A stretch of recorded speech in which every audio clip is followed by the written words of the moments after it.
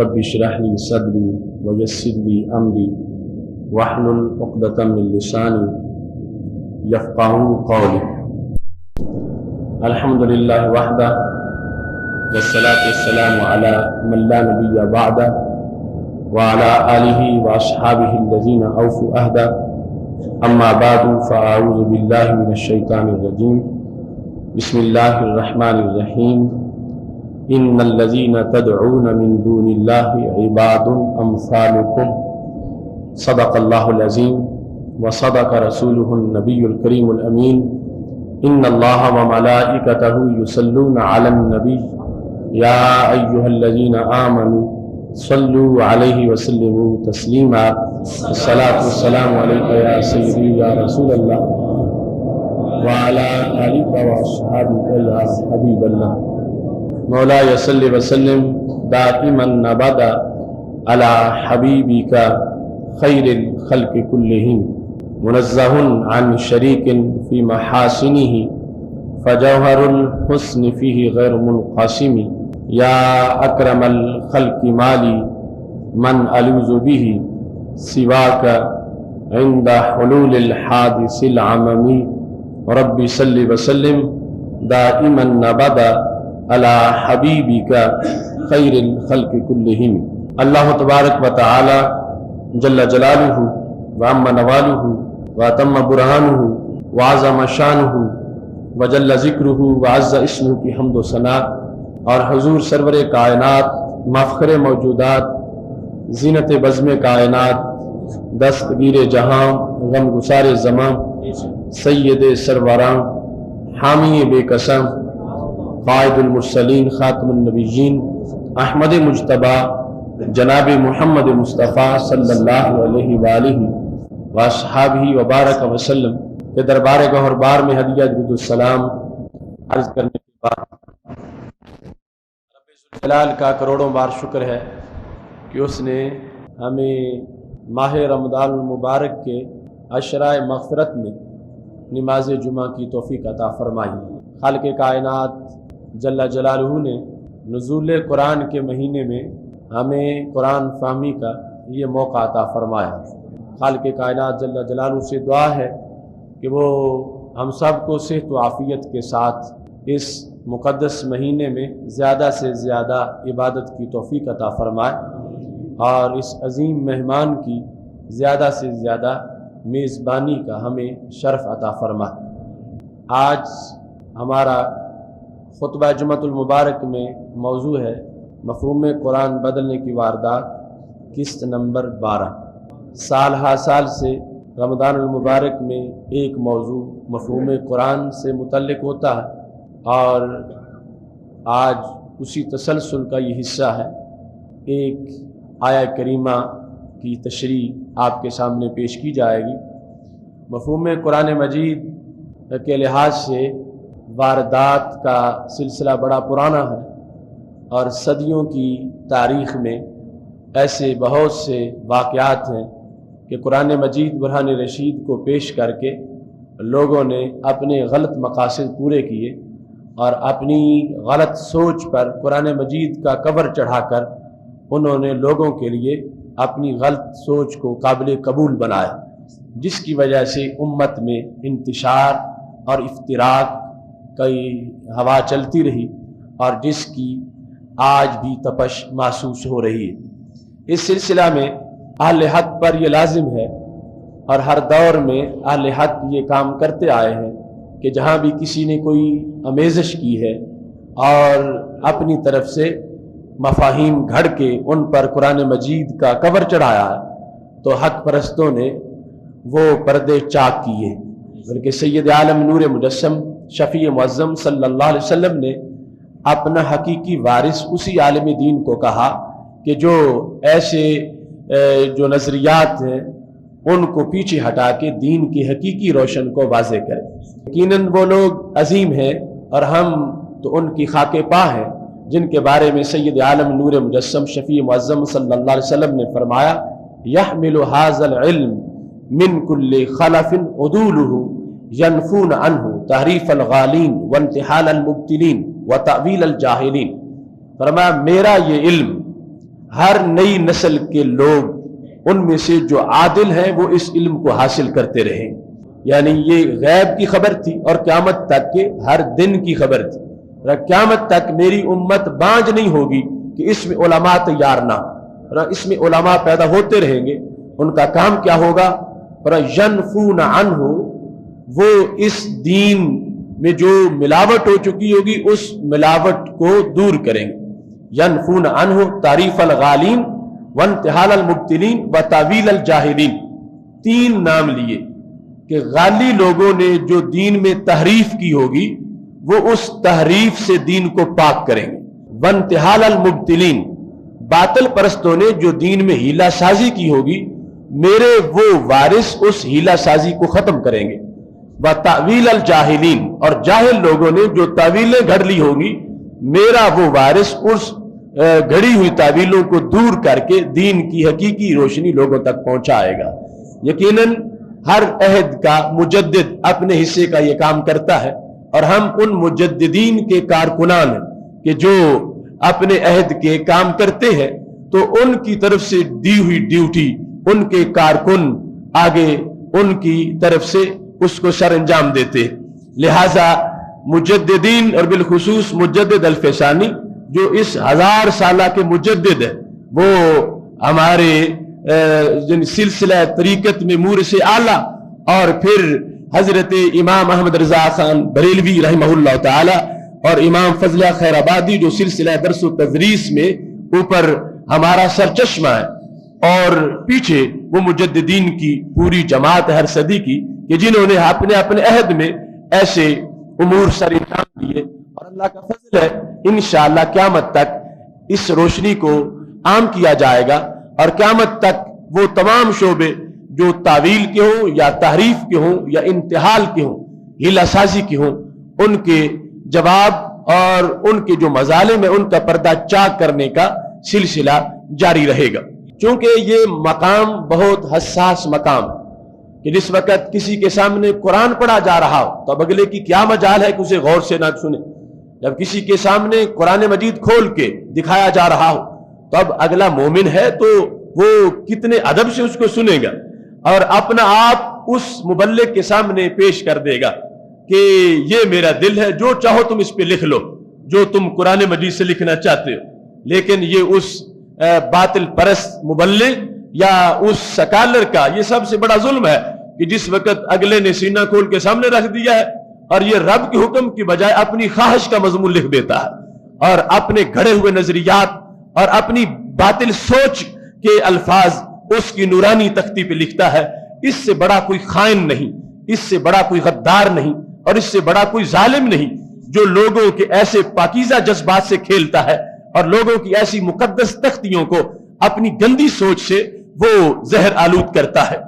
اس سلسلہ میں حضرت سیدنا عمر فاروق رضی اللہ تعالی عنہ کا ایک قول آپ کے سامنے پیش کرنا چاہتا ہوں تاکہ طبائع کو، مزاج کو اس سلسلہ میں مزید سکون حاصل ہو کہ آخر ایسا ہو سکتا ہے کہ قرآن مجید کو لوگوں کے شکار کے طور پر ان کو جال میں پھانسنے کے لیے پیش کیا جائے اور اس کے ذریعے سے اپنے غلط مطالب اور غلط مقاصد جو ہیں ان کو اس کے ذریعے سے لوگوں تک پہنچایا جائے. سیدنا عمر فاروق رضی اللہ تعالی عنہ آپ نے ایک دن حضرت عبداللہ بن عباس رضی اللہ تعالی عنہ سے اس سلسلہ میں بات کی اور مکمل اس بحث کو آگے بڑھایا. حضرت عبداللہ بن عباس رضی اللہ تعالی عنہ سیدنا عمر فاروق رضی اللہ تعالی عنہ کے پاس بیٹھے ہوئے تھے اور سیدنا فاروق اعظم رضی اللہ تعالی عنہ جو امت میں افتراق اور انتشار آنے والا تھا اس کے لحاظ سے حضرت عمر فاروق رضی اللہ تعالی عنہ سوچ رہے تھے اور نہایت ہی اچھے الفاظ آپ نے استعمال کیے. اس کو حدیث شریف کی متعدد کتابوں میں ذکر کیا گیا ہے، بالخصوص امام بہقی نے اس کو روایت کیا، خطیب بغدادی نے بھی اس کو ذکر کیا، امام سیوطی نے اپنی جامع کبیر میں اس کا ذکر کیا کہ حضرت عمر رضی اللہ تعالی عنہ خلا عمر ذات یوم، ایک دن سب سے جدا ہو کے بیٹھ گئے، کسی کو اپنے پاس نہیں بیٹھنے دیا اور سوچ میں پڑ گئے فجعل يحدث نفسه، اپنے دل سے باتیں کر رہے تھے، جس طرح انسان تنہائی میں بیٹھ کر سارے خیال نکال کے اپنے آپ سے بات کرتا، تو حضرت سیدنا عمر رضی اللہ تعالیٰ عنہ اپنے دل میں اپنے آپ سے بات کر رہے تھے۔ کیف تختلف هذه الامہ، دل میں یہ بات سوچی کہ اس امت میں بھلا اختلاف کیسے ہوگا، کہ جس کی خبریں رسول اللہ صلی اللہ علیہ وسلم دے چکے ہیں، تو اس امت میں اختلاف کیسے ہو سکتا ہے؟ وَنَبِيُّهَا وَاحِدٌ، حالانکہ نبی ایک ہے۔ یا تو ہوتے کہ پہلوں کے نبی اور ہیں، اور 10ویں صدی والوں کے نبی اور ہیں، 14ویں والوں کے اور ہیں، تو پھر معاذ اللہ اوپر ایک فیڈریشن ہوتی نبیوں کی، اور پھر امت کے حصوں کا اختلاف ہو جاتا۔ کہنے لگے جب ہمارے نبی علیہ السلام کی جلوہ گری کے بعد نبی آ ہی کوئی نہیں سکتا، اور آپ آخری نبی ہیں، جب ہمارے نبی ایک ہیں تو پھر اختلاف کیسے ہے؟ اور کتاب ہمارے پاس ہے، اختلاف کیسے ہو سکتا ہے؟ آپ کافی دیر سوچتے رہے، اور پھر آپ نے حضرت عبداللہ بن عباس رضی اللہ تعالیٰ عنہ کی طرف پیغام بھیجا کہ تم یہ میرا مسئلہ حل کر، چونکہ میں حضرت عمر رضی اللہ تعالیٰ عنہ کا جو علمی ذوق کے بارے میں میری وہ کتابچہ چھپا، اس میں بھی لکھا، اور باقی مختلف کتب میں بخاری شریف میں اس کا ذکر ہے کہ جب عشرہ مبشرہ کی میٹنگ ہوتی تھی، حضرت فاروق اعظم رضی اللہ تعالیٰ عنہ کے عہد میں جتنے زندہ تھے، اس میٹنگ میں جو سارے صحابہ کا نچوڑ ہے، ان میں آگے جس کرسی پہ بٹھایا جاتا تھا جس کو وہ حضرت عبداللہ بن عباس، حالانکہ آپ کے بارے میں ایک دن یہ کہہ دیا، حضرت عبد الرحمن بن عوف نے کہہ دیا کہ عمر دیکھو ان کی عمر کے تمہارے پوتے بھی ہیں، اور تم ہم بزرگوں کی میٹنگ میں ان کو آگے بٹھا لیتے ہو۔ تو حضرت عمر رضی اللہ تعالی عنہ نے کہا کہ ان کی دو نسبتیں ہیں جو مجھے مجبور کرتی ہیں، ایک تو جو ان کا تعلق خاندان نبوت سے ہے وہ تمہارا نہیں ہے، اور دوسرا جو ان کو رب نے عقل دی ہے وہ تمہاری عقل نہیں ہے۔ ان کی اس روشن سوچ کی بنیاد پر میں ان کو آگے بٹھاتا ہوں۔ تو حضرت عبداللہ بن عباس رضی اللہ تعالی عنہ کے سامنے امیر المومنین نے یہ اپنا مسئلہ پیش کر دیا، جب نبی ایک ہیں تو اس امت میں اختلاف کیسے ہو سکتا؟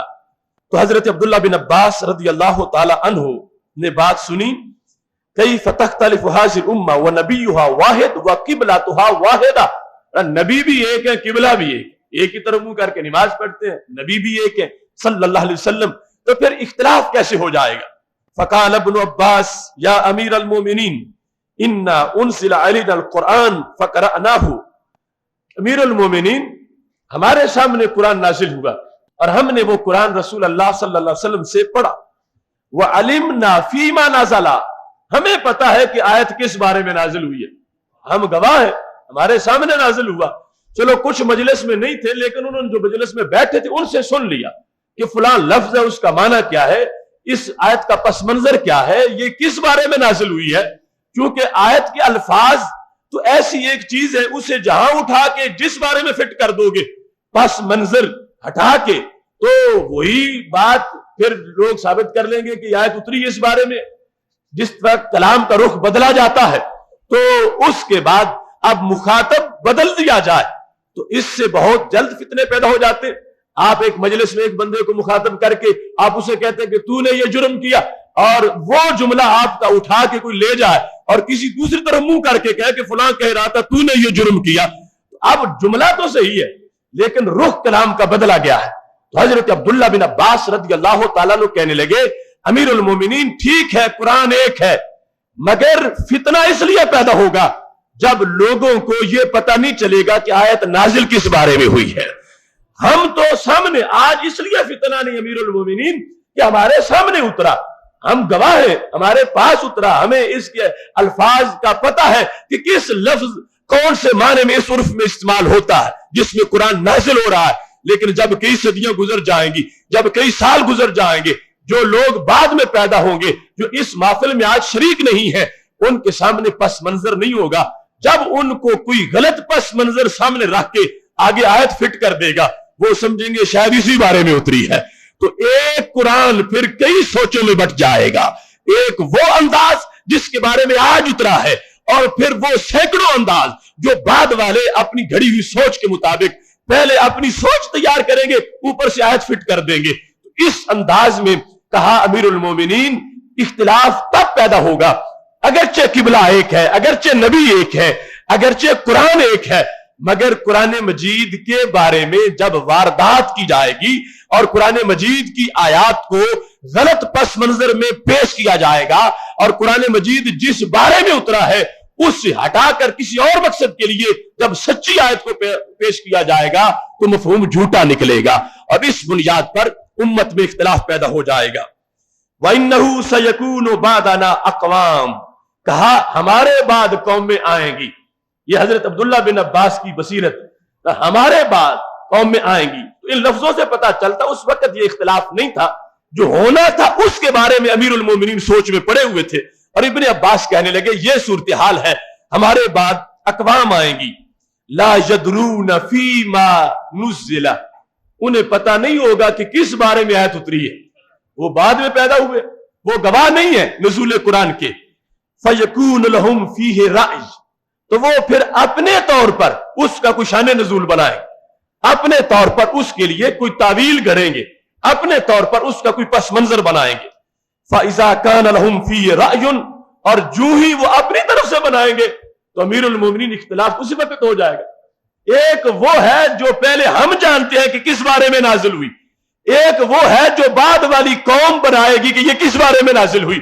اب حقیقت وہ ہے جو ہم جانتے ہیں اور جھوٹ وہ ہے جو انہوں نے بنایا، لیکن اوپر آیت فٹ کر رہے ہیں کہ یہ آیت نازل ہی اس مسئلے کے بارے میں ہوئی ہے، یہ آیت نازل ہی اس مفہوم میں ہوئی ہے۔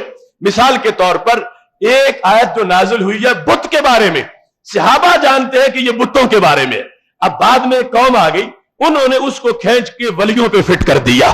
تو حضرت عبداللہ بن عباس رضی اللہ تعالی عنہ نے امیر المومنین عمر فاروق کو یہ بتایا کہ یہ ہے صورتحال امت کے اندر انتشار اور اختلاف کی، کہ جس وقت لوگ جو نزول قرآن کے گواہ نہیں ہیں وہ اپنے طرف سے قرآنی آیات کا پس منظر جب تیار کریں گے، اس وجہ سے امت میں افتراق، فرقہ واریت اور انتشار آ جائے گا۔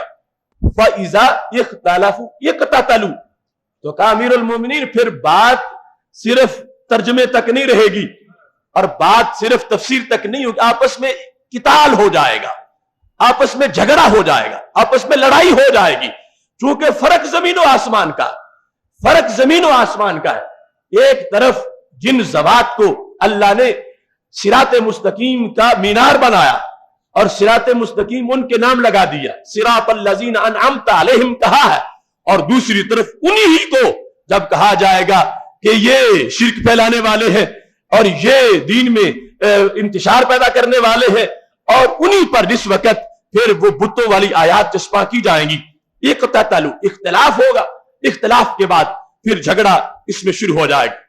حضرت سیدنا عمر رضی اللہ تعالیٰ عنہ نے یہ جواب سنا تو زبرہ عمر، آپ نے اس کو مسترد کر دیا۔ ابن عباس تمہاری باتیں میں مان لیتا ہوں مگر یہ بات میں نہیں مانتا۔ اس طرح کی صورتحال جس کا تم میرے سامنے ایک جائزہ پیش کر رہے ہو، اب دیکھو آج آپ کی ذہانت اس بات کو آسانی سے قبول کر رہی ہے جو حضرت ابن عباس نے کہا تھا کہ ایسا ہوگا، چونکہ اب ہو چکا ہے اور ہو رہا، لہذا ذہن فوراً قبول کر رہا۔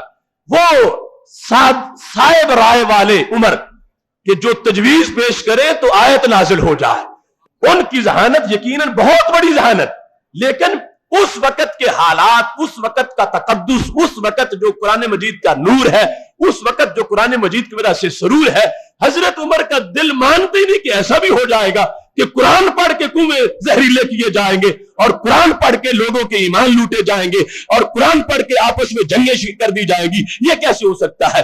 حضرت عبداللہ بن عباس کو جھڑکی بھی دی، وَانْتَهَرَهُ زَبَرَهُ، بات ماننے سے انکار کر دیا اور کہا نہیں ابن عباس یہ بات درست نہیں ہے۔ حضرت عبداللہ بن عباس گھر چلے گئے۔ فَانْصَرَفَ ابن عباس وَنَظَرَ عُمَرُ فِيمَا قَالَ، ابن عباس گھر چلے گئے، عمر فاروق تنہا بیٹھ کے سوچنے لگ گئے کہ یہ ابن عباس جو کچھ کہہ گیا ہے اس کے بارے میں سوچنا تو چاہیے کہ آخر یہ وہ انسان ہے جسے گھٹی نبی علیہ السلام نے اپنے لعاب دہن سے دی ہوئی ہے اور اتنا بڑا ترجمان امت ہے، تو اس نے بات جو کی ہے اسے سوچنا تو چاہیے۔ کافی دیر گزر گئی سوچتے سوچتے، وَنَظَرَ عُمَرُ فِيمَا قَالَ فَعَرَفَ، پھر حضرت سیدنا عمر رضی اللہ تعالیٰ عنہ کا سینہ بھی اس بات کو قبول کر گیا کہ ابن عباس جو کہہ کے گئے ہیں سچ کہا۔ فَأَرْسَلَ إِلَيْهِ، اپنے خادم کو بھیجا، جاؤ ابن عباس کو بلا کے لے آؤ۔ حضرت عبداللہ بن عباس رضی اللہ تعالیٰ عنہ پہنچے تو حضرت عمر رضی اللہ تعالیٰ عنہ نے کہا اعد علی ما قلت، اب دوبارہ وہ بیان کرو جو پہلے بیان کر کے گئے کہ امت میں اختلاف کیسے پیدا ہوگا، اختلاف کی بیس کیا ہوگی، اختلاف کے اسباب کیا ہوں گے، فرقہ واریت کیوں اس کا زہر امت میں آ جائے گا، یہ دوبارہ میرے سامنے بیان کرو۔ تو حضرت سیدنا عبداللہ بن عباس رضی اللہ تعالی عنہ نے دوبارہ بیان کیا، فَأَعَادَهُ عَلَيْهِ، دوبارہ اس کا بیان کیا، فَعَرَفَ عمر قَوْلَهُ وَعَاجَبَهُ، اب حضرت عمر رضی اللہ تعالیٰ عنہ نے اس بات کو تسلیم بھی کیا اور ابن عباس کو شاباش بھی عطا فرمائے اور بڑا پسند کیا کہ تم نے مسئلے کا حل بہت اچھے طریقے سے کیا۔ اب اس کو جو متعدد ماخذ سے میں آپ کے سامنے پیش کر رہا ہوں، یہ صرف اس لیے کہ آج جس وقت یہ مضمون ہم چھیڑتے ہیں تو کچھ لوگ سوچتے ہیں کہ آخر یہ کیسے ہو سکتا ہے کہ قرآن سے بھی گمراہی ملتی ہے، قرآن تو ہدایت دینے آیا، قرآن تو کتاب ہدایت ہے، بھلا قرآن پڑھ کے بھی گمراہ ہو سکتا ہے، تم ہمیں فلاں فلاں کے درس سے روکتے ہو، حالانکہ درس قرآن میں تو ہدایت ہی ہوتی ہے۔ تو میں اس واسطے یہ منظر آپ کے سامنے پیش کر رہا ہوں کہ میرے نبی علیہ السلام نے فرمایا مجھے امت پر قرآن کا بھی یہ خطرہ ہے، يَتَعَلَّمُهُ الْمُنَافِقُونَ فَيُجَادِلُونَ بِهِ الْمُؤْمِنِينَ، ابن کثیر میں ہے پر قرآن منافق بھی پڑھ جائیں گے اور درس قرآن کے منافق بھی دیں گے اور قرآن پڑھ کے میرے غلاموں سے جھگڑے کریں گے۔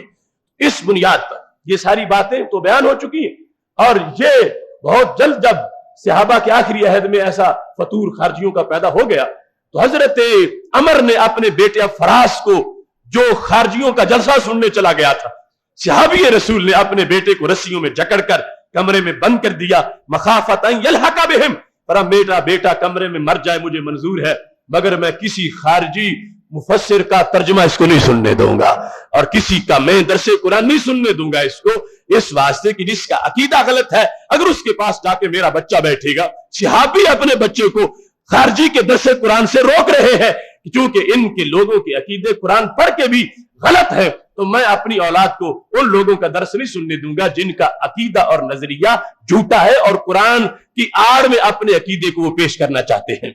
اس مختصر سی تمہید کے بعد آج جو آیا کریمہ ہم اس سلسلہ میں پیش کرنا چاہتے ہیں، یہ بڑی ہی مشہور آیا کریمہ اس لحاظ سے کہ پوری دنیا میں اہل حق پر اس آیت کے ذریعے سے شرک کا فتویٰ لگایا جاتا، اور یہ جب سے ابن عبد الوہاب کی ذریت اس دنیا میں آئی اور ان کا بطور خاص حجاز مقدس پر برطانیہ کی وزارت خارجہ کے ساتھ جب کنٹرول ہو گیا، اس وقت سے ایسا پراپوگنڈا ہوا، اور پھر ہر سال حج کے موقع پر جو ہے وہ ایسا لٹریچر 62-63 زبانوں میں اور کروڑوں روپے خرچ کر کے تقسیم کیا جاتا ہے، اور یہ صداقت اہل سنت کے مسلک کی کہ ان کے اتنے خرچے کے باوجود آج بھی سنی عقیدہ اپنی پوری آب و تاب کے ساتھ موجود ہے۔ اس سلسلہ میں یہ سورہ اعراف، اس کے اندر آیت نمبر 194 جو میں نے خطبہ میں پڑھی، خالق کائنات فرماتا ان الذین تدعون من دون اللہ عباد امثالکم، بے شک وہ لوگ جن کو تم اللہ کے سوا پوجتے ہو وہ بندے ہیں تمہاری مثل، فادعوہم فلیستجیبوا لکم، انہیں پکارو چاہیے کہ وہ تمہاری بات کا جواب دیں، ان کنتم صادقین، اگر تم سچے ہو۔ یہ آیت کریمہ اس کو آج کی اس گفتگو میں ہم نے سمجھنا، اس میں دو چیزیں قابل غور ہیں۔ پہلی چیز ہے تدعون، ان الذین تدعون من دون اللہ، اس تدعون میں جو واردات ہے وہ یہ ہے کہ تدعون کا معنی ہے تعبدون، کہ جن کی تم عبادت کرتے ہو، جن کو تم پوجتے ہو، لیکن واردات والے اس کا معنی کرتے ہیں جن کو تم پکارتے ہو۔ تدعون اس مقام پر ان الذین تدعون من دون اللہ، تدعون کا لفظ جو ہے اس کے ذریعے سے واردات کی جاتی ہے۔ تدعون کا اس مقام پر معنی ہے تعبدون، کہ جب قرآن نازل ہوا اور مکہ شریف میں قرآن مجید کا نزول ہو رہا تھا اور مشرکین مکہ جو بتوں کے پجاری ہیں ان کو دعوت حق دی جا رہی تھی، تو کہا گیا ان الذین تدعون، جن کی تم عبادت کرتے ہو اللہ کے سوا، وہ کون ہے؟ عباد امثالکم، وہ تمہاری مثل بندے ہیں۔ اب لفظ عباد بولا گیا، اس بندے سے مراد کیا ہے؟ مملوک ہیں، مخلوق ہیں، مقدور ہیں، جیسے تم رب ذوالجلال کے حکم کے تابع ہو، ایسے وہ بھی بت بھی حکم کے تابع ہیں۔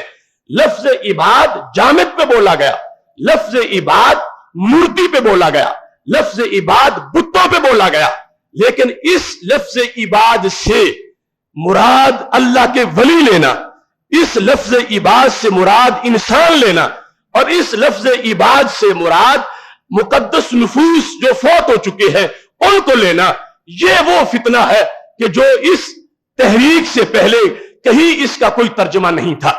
ان لوگوں نے اس آیت میں دو مقام پر گڑبڑ کی، ایک تدعونا میں اور دوسرا عباد میں، اور یہ گڑبڑ میں اپنی طرف سے نہیں بیان کر رہا، یہ گڑبڑ قرآن خود بیان کر رہا۔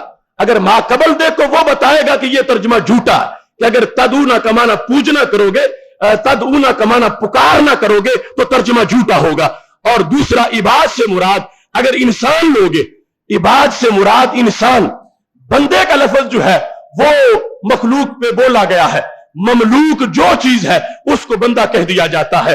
تو رب ذوالجلال کی اس قرآن میں عباد کا مطلب ہے مملوک، مملوک جو کسی کے ملک میں ہو، جو کسی کے آرڈر کے نیچے ہو، اور یہ کائنات کی ہر چیز جو ہے اس کو اس طرح تعبیر کیا جاتا ہے۔ ان کل من فی السماوات والارض الا آتی الرحمن عبدا، اب وہاں ہر چیز پر جو آسمانوں میں ہے اور زمینوں میں ہے اس پر عبد کا اطلاق کر دیا گیا ہے۔ تو یہاں پر جو عباد کا لفظ اور تدعونا کا جو لفظ ہے اس کے لحاظ سے اب بات کو سمجھنا ہے۔ واردات کیا ہے کہ اس کا معنی تدعونا کا معنی کیا جاتا ہے پکارنا، اور عباد کا معنی کیا جاتا ہے بندے۔ بندے اور بندہ معنی کرنا غلط نہیں، لیکن اس سے مراد انسان جو کہ ولی ہے وہ مراد لینا یہ غلط ہے۔ بندے بول کے مراد مملوک ہے، مملوک مخلوق، وہ اگر مراد لیں گے تو پھر غلطی نہیں ہوگی، اور اگر اس سے مراد انسان لیے جائیں گے اپنی طرف سے تو پھر اس میں غلطی ہو جائے گی۔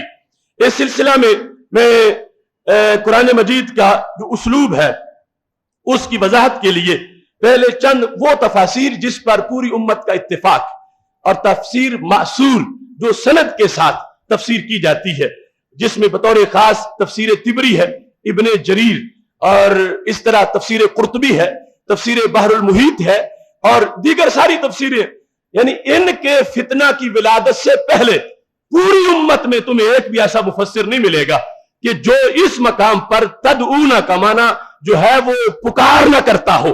ساری امت کا اتفاق ہے کہ تدعونا کا یہ معنی یہاں پر پوجا کرنا ہے، بندگی کرنا ہے، عبادت کرنا ہے، پکارنا نہیں ہے۔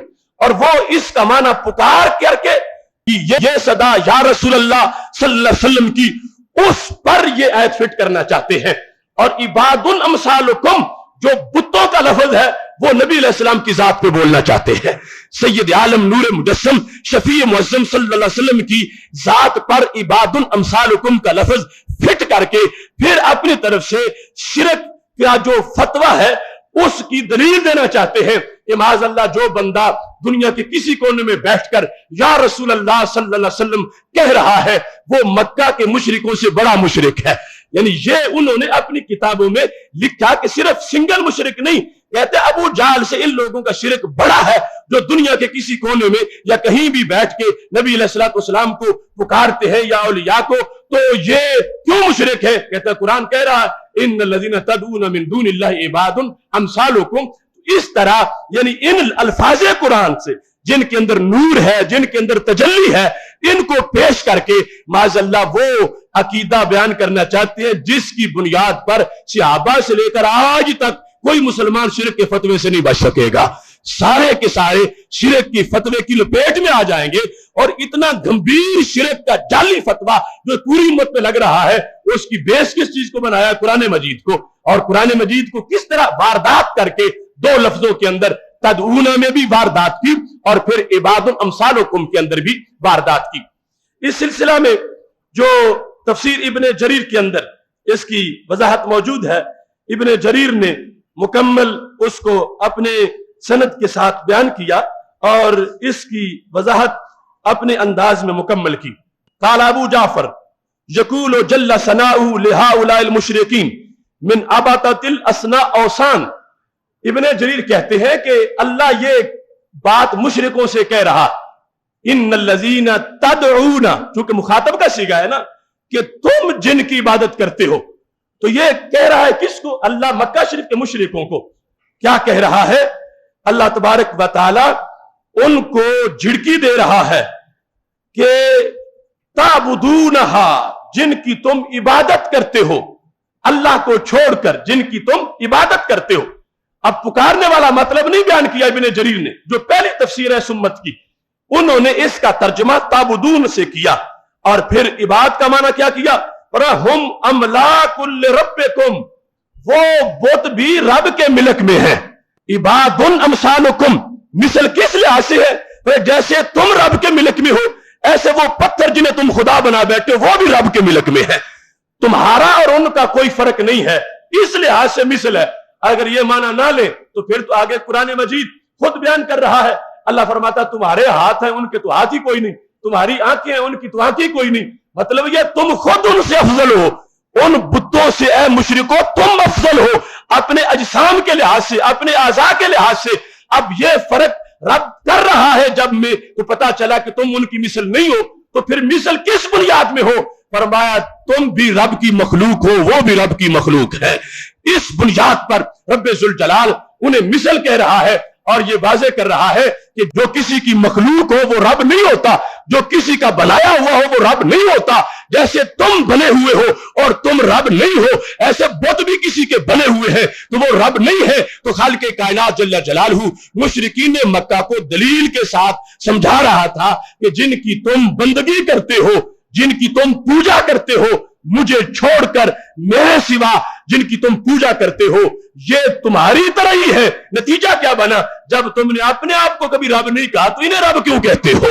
جب تم نے اپنا کبھی کلمہ نہیں پڑھا کہ تم یہ دعویٰ کرو، اس وقت کے جو مشرکین مکہ بتوں کے پجاری ہیں اور خود اپنے بارے دعویٰ نہیں کر رہے، انہیں کہا گیا تم خود ان سے افضل ہو، اور اپنے بارے میں جب آج تک تم نے یہ قول نہیں کیا تو پھر یہ بھی تمہاری طرح مخلوق ہے، یہ بھی مملوک ہے، اور جب یہ مملوک اور مخلوق ہے تو پھر ان کو سجدہ مت کرو، سجدہ اس کو کرو جو سارے جہان کو پیدا کرنے والا ہے۔ اب یہ تفسیر طبری اس آیت کے تحت انہوں نے اس کو بیان کیا، ہم املاک لربکم کما انتم لہو ممالک، جیسے تم رب کے ملک میں ہو ایسے یہ پتھر بتوں کا بھی رب کے ملک میں ہے، جیسے تم رب کے ملک میں ہو ایسے یہ جس دھات کا تم نے پتھر وہ بت بنایا ہوا یہ بھی رب کے ملک میں ہے۔ ملک میں ہونے کے لحاظ سے انہیں عباد کہا گیا، اور باقاعدہ اس مقام پر مفسرین نے سوال کیا کہ عباد کا لفظ جامد پہ کیوں بولا جا رہا ہے، عباد کا لفظ بے جان پہ کیوں بولا جا رہا ہے؟ کیونکہ عمومی طور پر جو عباد کا لفظ ہے یہ جاندار پہ بولا جاتا ہے، اور یہاں پر بے جان پہ بولا گیا، یہاں پر بت پہ بولا گیا، یہاں پہ جامد پہ بولا گیا۔ اس کا باقاعدہ امام رازی نے تفسیر کبیر میں سوال کر کے جواب دیا، تفسیر ساوی میں باقاعدہ سوال کر کے جواب دیا گیا، البحر المحیط میں باقاعدہ سوال کر کے جواب دیا گیا۔ اگر یہ عباد سے مراد ہی انسان ہوتے تو پھر کوئی مفسر سوال نہ کرتا، پھر تو انسانوں کو ہی کہا گیا، پھر تو جنہیں کہنا چاہیے عباد انہیں کہا گیا۔ تو یہاں پر باقاعدہ سب نے سوال کر کے کہ عباد کہا گیا بت کو، اور بت ہوتا ہے بے جان، جبکہ عباد ہوتے ہیں جان والے، تو بتوں کو بے جان بتوں کو اللہ نے عباد کیوں کہا ہے؟ یہ سوال کر کے رب ذوالجلال کے کلام سے پھر سب نے یہ جواب دیا کہ یہاں پر اس جہت میں کہ جس طرح وہ بندہ کہ جس کے اعضاء جواب دے چکے ہو اسے کوئی سنائی نہ دیتا ہو، اور کچھ اس کو خبر نہ آتی ہو، اور اپنا نفع نقصان نہ جانتا ہو، اس جہت میں بت اس کے ساتھ مشترکہ ہے۔ یہ بت نہ سن سکتے ہیں، نہ دے سکتے ہیں، نہ دیکھ سکتے ہیں، نہ سمجھ سکتے ہیں، نہ سمجھا سکتے ہیں۔ اس جہت کی بنیاد پر رب ذوالجلال نے ان بے جان چیزوں پر بھی لفظ عباد کا اطلاق فرما دیا ہے۔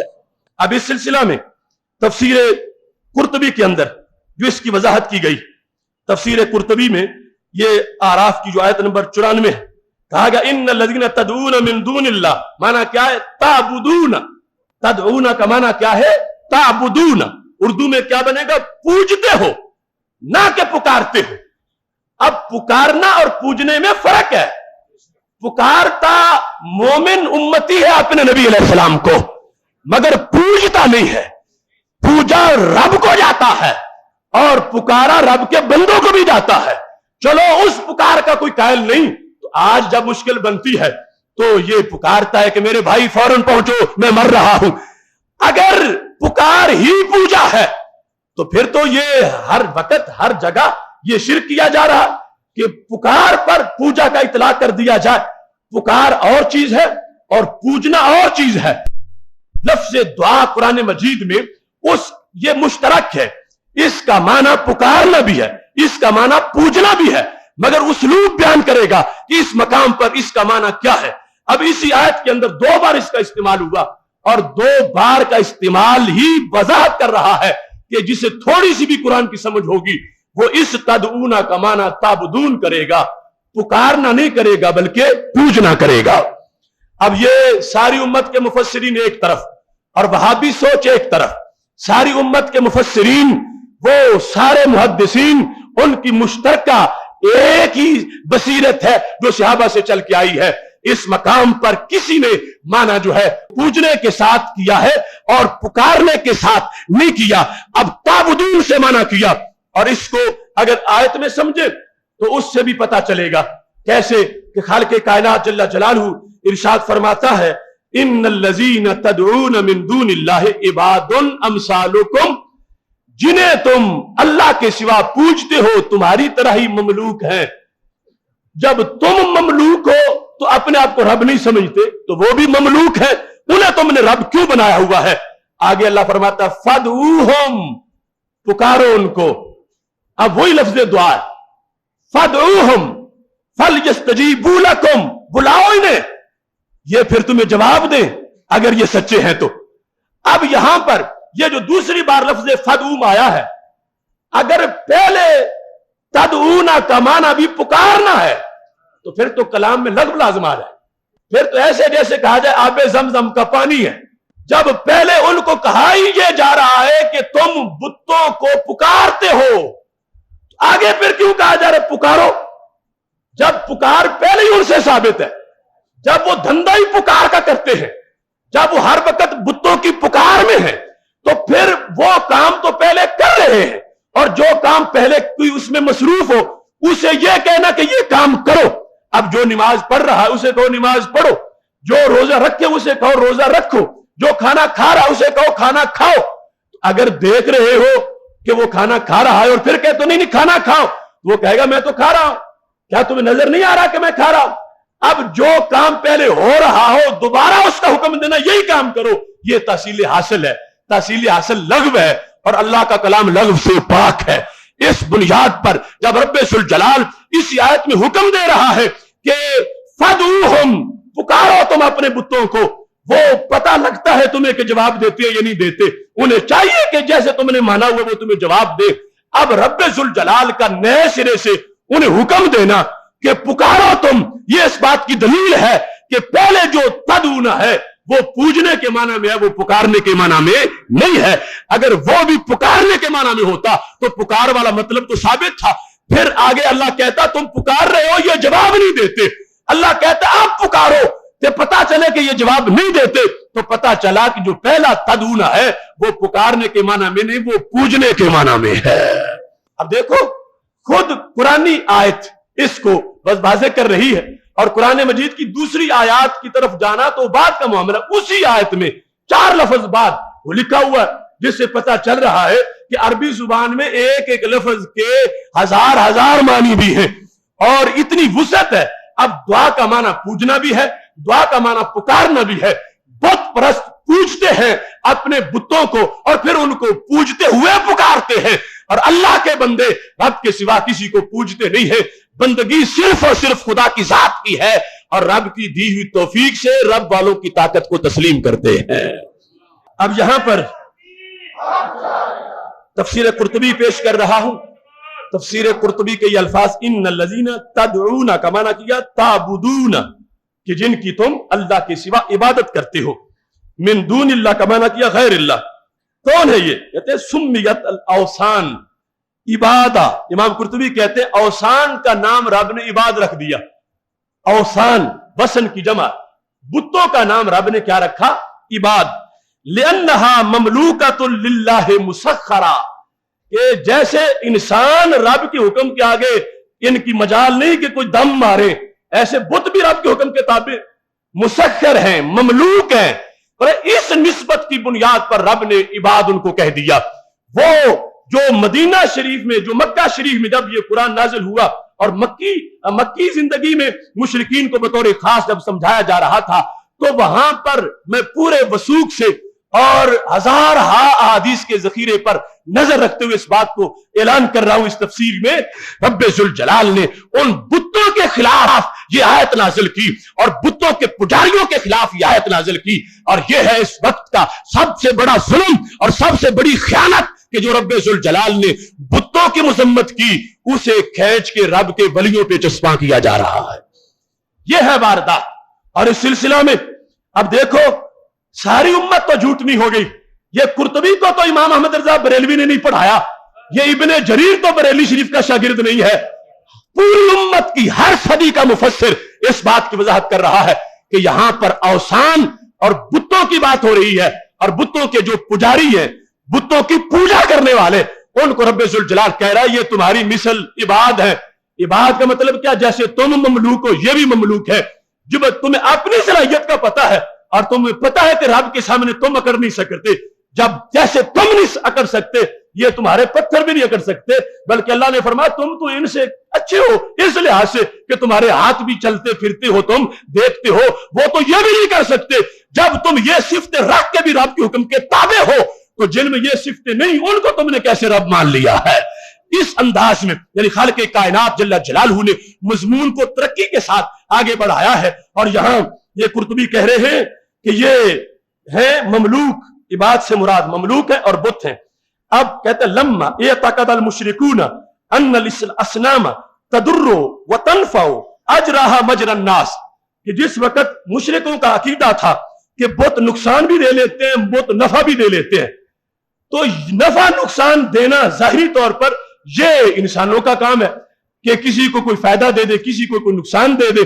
तो रब्बे जुल जलाल ने उनके गुमान के मुताबिक, जैसे मुखालिफ की सोच के मुताबिक बात कर दी जाती है, तो अल्लाह ने उन मानने वालों के, बुतों के मानने वालों के जहन के मुताबिक बुतों को इबाद कह दिया कि तुम ये बनाए हुए हो, तुमने इन्हें इबाद समझा हुआ है और तुम इनकी ऐसी सिफ्तें मान रहे हो, हालांकि तुम्हारी अपनी सिफ्तें इनसे ज्यादा ताकतवर है। जब बंदे हो के तुम इनसे ताकतवर हो, तो तुमने इनको कैसे अपना मौला बना रखा है? इसकी मिसाल जिस तरह क़यामत के दिन अल्लाह फरमाएगा मुशरिकों को, ऐना शुरकाकुम, कहां है तुम्हारे शरीक जो तुमने मेरे शरीक बनाए? इसका यह मतलब नहीं है कि रब मान गया कि मेरे शरीक है। मतलब यह है कि रब मुखालिफ के ज़हन के मुताबिक बात कर रहा है कि मेरा तो कोई शरीक नहीं, लेकिन तुमने बनाए हुए थे, तुमने जो बनाए हुए थे पेश करो अब। तो ऐसे ही यहां पर मुशरिकीन मक्का का जो ज़हन था कि ये दे सकते हैं, ये फायदा कर सकते हैं, और देना और फायदा करना, इस लिहाज से अल्लाह ने उनके ज़हन के मुताबिक फरमाया ये तो इबाद है, जैसे आगे जाके तुमसे कुछ नहीं हो सकता और तुम रब के ममलूक हो, ऐसे ये भी रब के ममलूक हैं। रब का हुक्म ना हो तुम हाथ नहीं हिला सकते, इनके तो हाथ है ही नहीं, ये क्या करेंगे? तो खालिक़े कायनात जल्ला जलालहू ने, इमाम कुर्तुबी कहते हैं कि उन मुशरिकीन के गुमान के मुताबिक जो बुतों की हैसियत थी, उसके मुताबिक इबाद का लफ्ज उस पर बोल दिया कि वो शक्ल ऐसी बनाते हैं जैसी इंसानी शक्ल होती है। कहा बुतों को कहा, और इबाद का लफ्ज इसलिए बोला कि उन्होंने बुतों को इबाद के साथ मिलाया हुआ है। और खालिक़े कायनात फर्क बयान कर रहा है कि बुतों में भी और इबाद में भी फर्क है। इस मकाम पर जो तफसीर खाजिन है उसके अंदर बड़ी तफसील के साथ कहा गया, यानी अन्नल असनाम अल्लती याबुदुहा हाउलाल मुशरिकून इन्नमा हिया ममलूकतुल लिल्लाह। इमाम खाजिन कहते हैं इन्नल लज़ीना तदऊना से मुराद क्या है? वो बुत जिनके ये मुशरिक इबादत करते हैं, इन्नमा हिया ममलूकतुल लिल्लाह अमसालुहुम, फरमाया जैसे कुफार रब के मिलक में है, ऐसे बुत भी रब के मिलक में है। ये खाजिन भी वही बात बयान कर रहे हैं, यानी पूरी उम्मत इस बात पर मुत्तफिक है कि इबादुन अमसालुकुम जो ने कहा गया, बुतों को तो इस चीज में निस्बत اس لحاظ سے تشبیہ دی جا رہی ہے کہ اے مشرکو تم بھی رب کے ملک میں ہو اور یہ بت بھی رب کے ملک میں ہے. جو کسی کے ملک میں ہو اس کی مجال نہیں کہ اس کے آگے کھڑا ہو سکے, تو یہ جن کو تم رب کے سامنے کھڑا کرنا چاہتے ہو یہ کیسے کھڑے ہو سکتے ہیں؟ تم بھی مملوک ہو, یہ بھی مملوک ہے. تو مملوک کا مطلب سمجھانے کے لیے رب ذوالجلال نے ان پر عباد کا اطلاق کیا, اور عباد کا لفظ جامد پر اور بے جان چیز پر ان کے گمان کے مطابق کیا جو گمان مشرکین مکہ ان کے بارے میں اپنا بنائے ہوئے تھے. اور اس مقام پر آگے تفسیر بحر المحیط, اس میں ان الذین تدعون من دون اللہ سورہ اعراف کی اس آیت میں کہا گیا سمی الاسنام عبادا, یہاں پر بتوں کو عباد کہا گیا. یعنی ہر مفسر یہ گواہی دیتا ہے سمی الاسنام عبادا کہ امثال عباد امثالکم, ولیوں کو نہیں کہا گیا, عباد امثالکم انسانوں کو نہیں کہا گیا, چونکہ یہاں پر بت ہے اور بتوں کو عباد کہا گیا.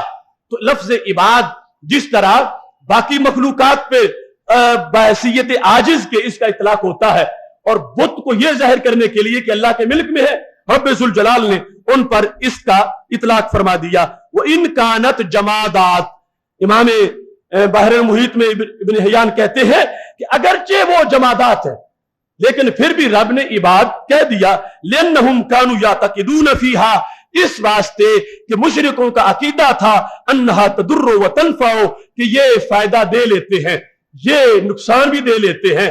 تو مشرکوں کا عقیدہ تھا یہ فائدہ دیتے ہیں یہ نقصان دیتے ہیں. تو رب ذوالجلال نے ان کی عقیدے کو مد نظر رکھ کے انہیں ان کی معلومات کے مطابق سمجھانے کے لیے کہ تم جو نظریہ بنائے ہوئے اس کے مطابق بھی یہ رب نہیں بن سکتے, اس واسطے کہ یہ عباد ہے, یہ مملوک ہے, یہ میرے کنٹرول کے نیچے ہے, یہ میرے حکم کے تابع ہے, ان کا وجود میرے تخلیق سے یہ پتھر پیدا ہوئے ہیں, اپنا ان کا کوئی وجود نہ تھا. تو خالق کائنات جل جلالہ یہ الفاظ استعمال کر کے مشرکوں کو بتدریج اس بات کی طرف لانا چاہتا ہے کہ جو تم نے ان کو خدا بنا لیا تو یہ تم بھول میں ہو, یہ تمہارا مقابلہ بھی کر سکتے, تمہارے رب کا مقابلہ کیسے کر سکتے ہیں. اب اس مقام پر آگے جو لفظ بولے رب ذوالجلال نے تو وہ کیا ہے؟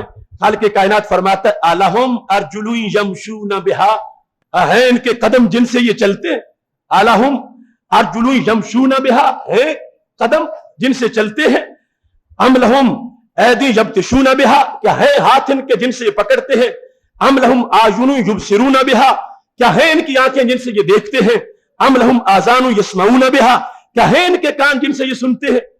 تو اللہ تبارک و تعالی استفہام انکاری سے نفی کر رہا ہے, یہ جو تم نے گھڑ کے رکھے ہوئے ان کے تو ہاتھ بھی نہیں ہے, مطلق نہیں فرمایا وہ جن سے پکڑ سکے, ان کے قدم بھی نہیں کہ وہ جن سے چل سکے, ان کی آنکھیں بھی نہیں کہ وہ جن سے دیکھ سکے, اور ان کے کان بھی نہیں کہ وہ جن سے سن سکے. اور مکہ کے مشرکو تم میں سے کون ہے جس کے قدم نہ ہو, اور تم میں سے کون ہے جس کے ہاتھ نہ ہو, اور تم میں سے کون ہے کہ جس کی آنکھیں نہ ہو, اور تم میں سے کون ہے کہ جس کی زبان نہ ہو. یہ ان کو شعور دے رہا ہے کہ کتنی تمہاری مت ماری گئی ہے, جو تم سے ادنا ہے ان کو تم نے رب کے مقابلے میں کھڑا کر دیا. یہ تو تمہارے ہم پلہ نہیں ہو سکتے, یہ رب کی برابری کیسے کریں گے. کہاں ان کے ہاتھ جن سے پکڑے, کہاں ان کے قدم جن سے یہ چلے, کہاں ان کی آنکھیں جن سے یہ دیکھے, کہاں ان کے کان جن سے یہ سنے.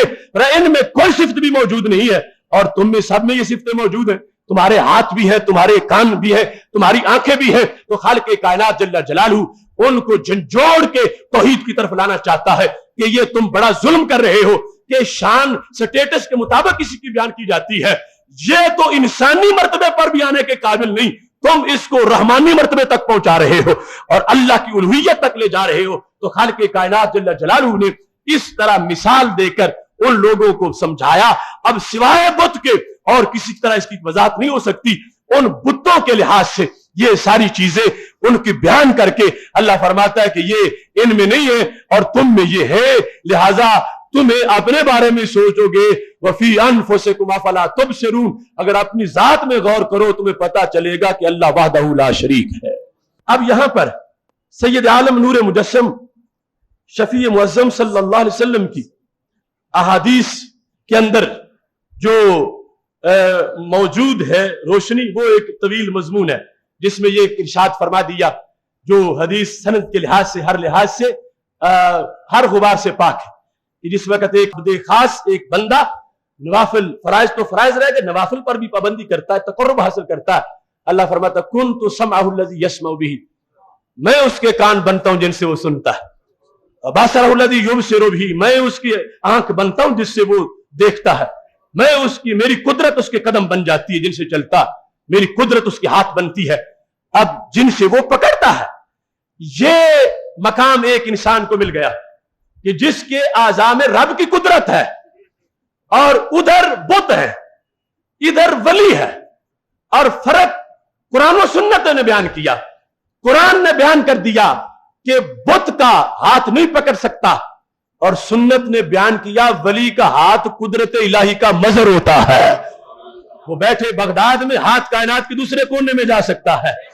अब इस चीज से ये वाज़ेह हो रहा है कि रब जो ताने दे रहा है, ए मुशरिको अपने बुतों को देखो, कहां है इनके हाथ, कहां है इनके कदम, कहां है इनकी आंखें, कहां है इनके कान, रब्बे जुल जलाल उधर ये फरमाता है, इधर हदीस कुदसी है, पर मेरे बंदे की कुदरतों पर तुम कोई शक ना करो, क्योंकि मेरी कुदरत उसके हाथों में दाखिल हो चुकी है। मेरी कुदरत है कि जिसकी वजह से वो पकड़ता है, चलता है, फिरता है।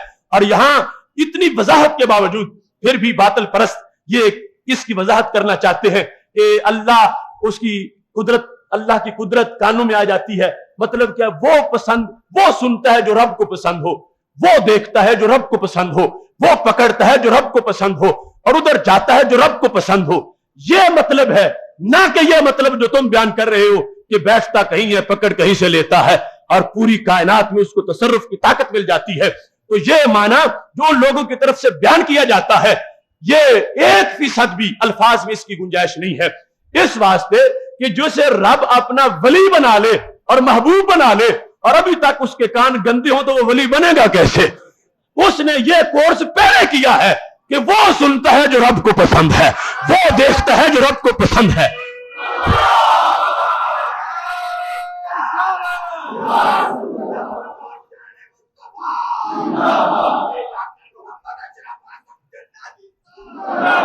यानी जो स्टेज है कि जब अल्लाह की कुदरत कान बन जाती है बंदे की, इससे पहले का निसाब बाद में बनाया जा रहा है। इसने अपने आप को पाबंद किया, अपने आज़ा को, कि मेरी जुबान वो बोलना है जो मेरे रब को पसंद है, मेरी आंख तूने वो देखना है जो मेरे रब को पसंद है, और मेरे कान वो सुनना है जो रब को पसंद है, और मेरे हाथ वो चीज पकड़नी है जो रब को पसंद है। इसने कई साल ये चिल्ला काटा, फिर रब ने इसे अपना महबूब बना लिया। अब जाके रब की कुदरतें आ गई हैं, तो ये कैसे है, मगर फिर उसको 0 पॉइंट पे लाके खड़ा करना चाहते हैं। अल्लाह तो बतौर इनाम ये दे रहा है कि बंदो तुमने मेरे यहां मजदूरी की, मैंने अपनी कुदरत का तुम्हें मजहर बना दिया। तुम मखलूक हो, तुम मकदूर हो, मेरी अता के बगैर तुम कुछ भी नहीं हो। मगर उस रब का जलवा अगर लकड़ी पे जा गिरे, और मूसा अलैहि सलाम का आसा लाखों जादूगरों के सांप हड़प कर जाए, तो शिरक नहीं बनता, तो ही नहीं बनती है। लकड़ी को अजमत मिल गई, लकड़ी ने मुश्किल कुशाई कर ली, लकड़ी ने हाजत रवाई कर ली, लकड़ी में पावर आ गई, इससे शिरक नहीं बना, इससे तो ही जहर हुई है। अगर लकड़ी में पावर आ जाए तो शिरक नहीं, वली में आ जाए तो फिर शिरक क्यों है?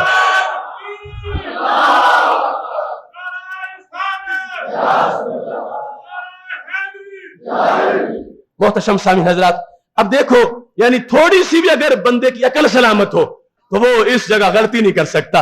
लेकिन यहां उन्होंने गलती नहीं की, जानबूझ के ये किया। वो बातिल से उधार खाए हैं, और उनका मकसद यह है, बरतानवी वजारत खारजा से उस वक्त का उनका मुआहदा है, मेरे पास उसकी फोटो कापी मौजूद है, जिसमें उस वक्त ये तय हुआ था कि ये काम तुमने हमारे लिए करने हैं, और ये उस तरह वो काम सारे उनकी मर्जी के मुताबिक कर रहे हैं।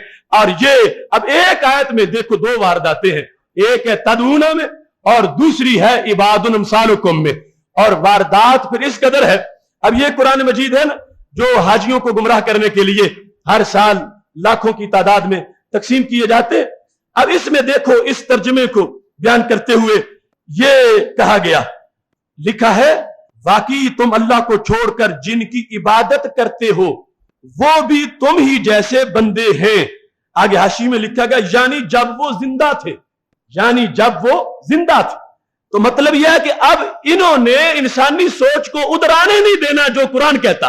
قرآن نے کہا بتوں کو، اور ان کا گھر بندہ کہنے سے پورا نہیں ہوا، پھر ساتھ یہ کہا جب وہ زندہ تھے، تاکہ لوگ سمجھے کہ یہ ولیوں کے بارے میں ہی ہے. یعنی جب وہ زندہ تھے کہ وہ بھی تمہاری مثل بندے ہیں، یعنی جب وہ زندہ تھے. اب دیکھو، یعنی اس سے بڑی کوئی خیانت ہو سکتی ہے کہ رب کا قرآن پیش کر کے اپنے زہریلے لٹریچر پر اوپر چینی رب کے کلام کی چڑھا کے مٹھاس اور لوگوں کو کھلا دینا چاہتے ہیں.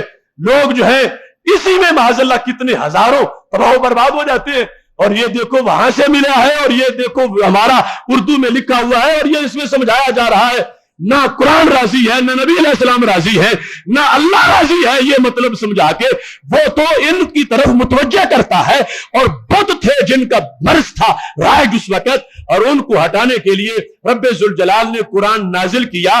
آج یہ فتنہ جو ہر طرف پھیلایا جا رہا ہے، تو اس کے پردے چاک کرنا اہل حق یہ تمہاری ذمہ داری ہے.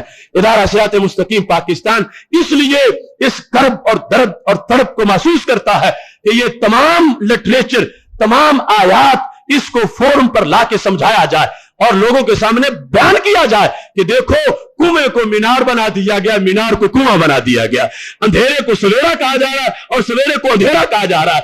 ساری امت کو سمجھ نہیں آئی، اور آج ان لوگوں کو سمجھ آ گئی ہے. ساری امت یہ کہتی ہے کہ یہاں پر تدعونا کا معنی تعبدونا ہے، اور یہ کہتے ہیں نہیں، تدعونا کا معنی یہاں پر پکارنا ہے. کسی ولی نبی کو اگر پکارو گے تو شرک تمہارا ابو جہل سے بڑا ہو جائے گا. اور ساری امت کہتی ہے عباد الامثالکم، اوثان ہے، اسنام ہے. ساری امت کی صدیاں سارے مفسر یہ کہتے ہیں، اور یہ کہتے ہیں عباد الامثال سے مراد داتا صاحب ہے، یہ کہتے ہیں عباد الامثال صاحب ہے، یہ کہتے ہیں عباد الامثال سے مراد غوث پاک ہے. اب اپنی طرف سے ان لوگوں نے یہ جو گھڑا ہوا دین، اس پر جو قرآن کا اوپر لیبل لگایا ہوا ہے، یہ وقت کا سب سے بڑا فتنہ ہے جس کو مٹانا لازم ہے، تاکہ لوگ ریلیف محسوس کرے کہ ہم نے شرک نہیں کیا، ہم نے وہی عقیدہ رکھا ہے جو صفہ والوں کو عطا کیا گیا تھا. اب یہ آیات قرآن مجید برہان رشید میں آپ سب قرآن کھول کے دیکھ سکتے ہیں. آگے جا کر ایک آیت نے، یعنی چونکہ اللہ کو پتا ہے کہ ایسے بھی فتنے آئیں گے، تو اس کے کلام نے ہر فتنے کا جواب خود دیا.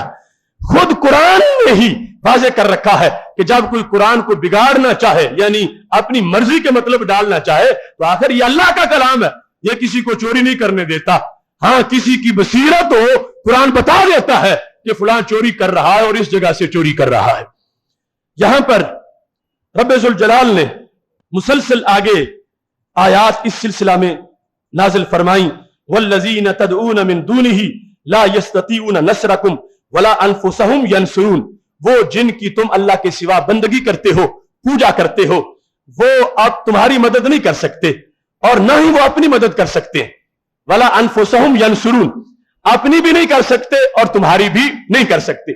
اب یہاں سے بھی ایک کرینہ سمجھ میں آتا ہے، ان لوگوں کے بقول جو کچھ سمجھایا جا رہا ہے، پھر مطلب یہ بنے گا ان کے لحاظ سے کہ اگر کوئی قبر میں موجود فوت شدہ انسان اس کو پکارا جائے تو پھر تو شرک بنے گا، لیکن اگر زندہ کو جو بھی فوت نہیں ہوا اگر اسے اللہ مان لیا جائے تو پھر کچھ نہیں ہوگا ان کی سوچ کے مطابق، ان کے نظریے کے مطابق.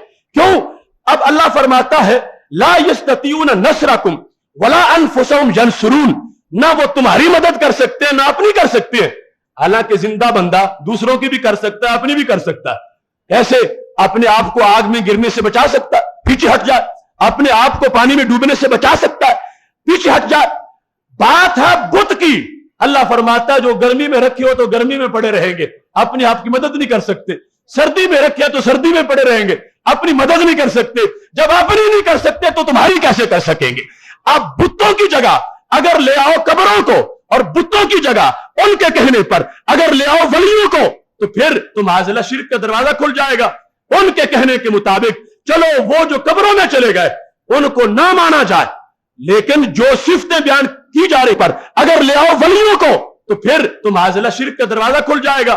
ان کے کہنے کے مطابق چلو وہ جو قبروں میں چلے گئے ان کو نہ مانا جائے، لیکن جو صفتیں بیان کی جا رہی ہیں ان کے لحاظ سے، بتوں کے لحاظ سے وہ تو زندوں میں پائی جائیں گی. کہا گیا बुत को मत मानो, तुम्हारी भी मदद नहीं कर सकता, अपनी भी नहीं कर सकता. तो जिंदा बंदा अपनी भी सकता, किसी और की भी कर सकता. तो फिर तो इसको मानने की गुंजाइश निकल आएगी माज़अल्लाह कि जो जिंदा इंसान है उसे इलाह मान लिया जाए तो कोई शिरक नहीं होता. हालांकि मेरे रब के साथ कोई शरीक नहीं, ना कोई कब्र वाला शरीक है, ना कोई बाजार में चलने वाला शरीक है. और यह मतलब तब निकल सकता है जब वो समझा जाए जो सुफ़ा वालों को समझाया गया है कि यहां पर इबाद से मुराद बुत है और बुतों की बात हो रही है. और रब्बे जुल जलाल फरमा रहा है ना वो तुम्हारी मदद कर सकते हैं और ना अपनी मदद कर सकते हैं, लिहाजा ऐसे जो है उनको तुम अपना क्यों माबूद बनाते हो. माबूद उसे बनाओ जो तुम्हारी भी मदद करता है और सबकी मदद करने वाला है.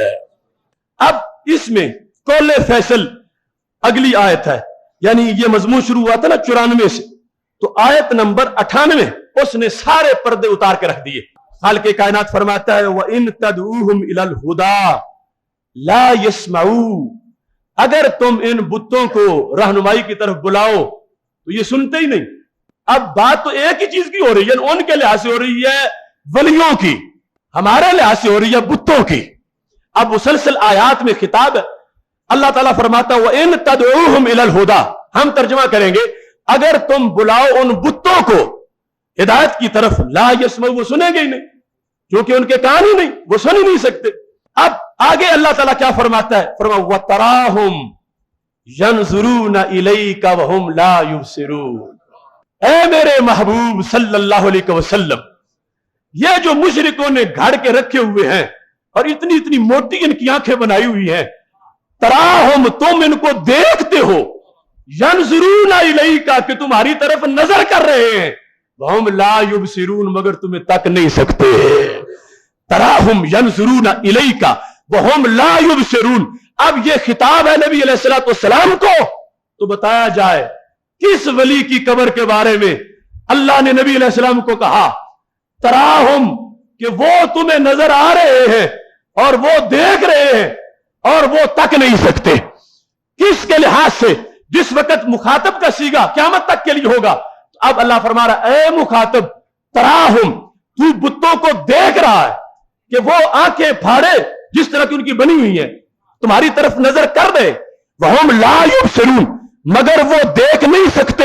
अब बुत के लिहाज से तो ये बात समझी जा सकती है, मगर कब्र वाले के लिहाज से ये बात नहीं समझी जा सकती, क्योंकि कब्र वाला तो मिट्टी में है, कब्र वाला पर्दे में है, उसे तराहुम कैसे कहा जाए. तराहुम, अल्लाह फरमाता है मुखातब, तू उन्हें देख रहा है जो पर्दे के अंदर है, उसे बहर वाला हर मुखातब देख कैसे सकता है.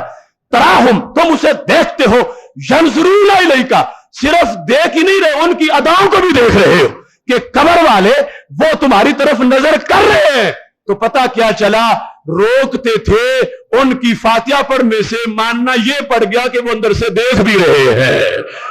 चैप्टर है सारा बुतों का, दरोग दौर हाफजा नेस, झूठे का हाफजा नहीं होता. अब उसे पता नहीं चल रहा कि आगे यही तो ये 3 आयात के बाद आ रहा है, वो आ रहा है. अगर पहली बात वली की है तो फिर वो भी वली की बनी माननी पड़ेगी. और फिर जब मानेंगे, और कुरान ये कहता है तराहुम यंजुरूना इलैका, अगर बात दाता साहब की है या गौस पाक की है तो अल्लाह ताला फरमाता है मुखातब देख, वो तुझे कब्र से देख रहे हैं. यंजुरूना इलैका, नजर कर रहे हैं, तो नजर कर रहे हैं तो उनको अपने मफहूम के लिहाज से भी आगे ऐसा ताला लग जाएगा कि जिसके लिहाज से रास्ता गुम हो जाएगा. हम उस हकीकत पर है जो हकीकत सुफ़ा से चल के आई. बात है बुतों की, बात वलियों की नहीं है. और बुतों के मुजस्समे पड़े हुए जिनमें आंखें बनी हुई हैं, हाथ बने हुए हैं, अल्लाह फरमाता है ये वैसे ही है. ये ज़ाहिर तुम्हें खुली आंखें नजर आ रही हैं महबूब इन बुतों की, मगर ये तुम्हें तक नहीं सकते, ये तुम्हें देख नहीं सकते. अब सारा मफहूम जो बुतों के लिहाज से है वो तो पूरा अगर आयात का माना मतलब सही समझ आ सकता है, लेकिन अगर तदूना कमाना ताबुदूना करना है और इबादुल अमसाल से मुराद कब्रों के वली मुराद लेने हैं, तो फिर कुरान आपस में टकरा जाएगा, फिर आयात का आपस में मुकाबला हो जाएगा, फिर कुरान मजीद में अपोजिशन बन जाएगी. और अल्लाह फरमाता है अफला यतदब्बरून अल-कुरान लौ कान मिन इंदि गैरिल्लाहि लवजदू फीहि इख्तिलाफन कसीरा.